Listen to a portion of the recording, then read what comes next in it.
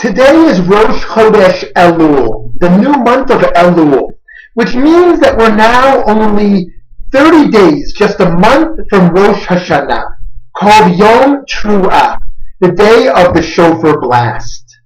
And it's called the day of the Shofar blast because the Shofar is really the central theme of the day of Rosh Hashanah.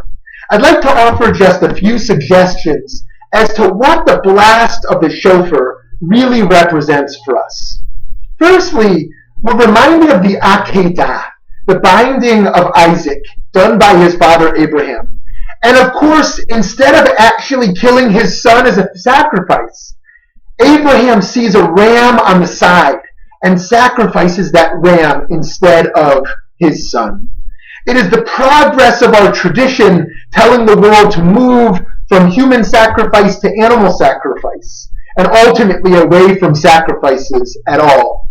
And we blow the shofar to remember the ram, which was a moment of an awakening of moral conscience for Abraham. And so too at Rosh Hashanah, we awaken our own moral conscience and our own moral consciousness in the world. And the shofar helps to remind us to do that.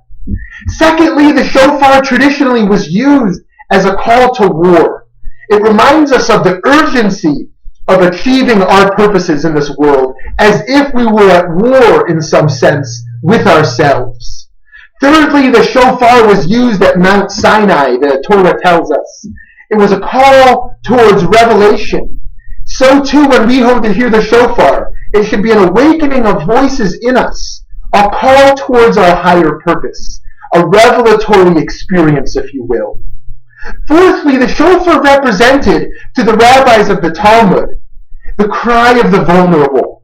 But not only the cry of the vulnerable, even the cry of our own enemy. As the rabbis teach us, it represents the cry of the mother of Sisera from the book of Judges, our very own enemy who we went to war with. We remember that his mother sat at home crying, waiting for him. The shofar is not only a sound of joy, but a sound of crying. The crying of the vulnerable in the world, and the crying of each one of us inside of us. And lastly, I would suggest that the shofar blast is an alarm clock to awaken each one of us to our own potential, to wake us up before Rosh Hashanah, Yom Hadin, the day of judgment, to hold ourselves accountable to our true potential in this world. May we all be blessed this year as we hear the blast of the shofar, to awaken ourselves with a sense of urgency, a sense of purpose, and a sense of joy to actualize our upcoming year. Chodesh Tov, wishing you all a great month as we spiritually and morally prepare for Rosh Hashanah.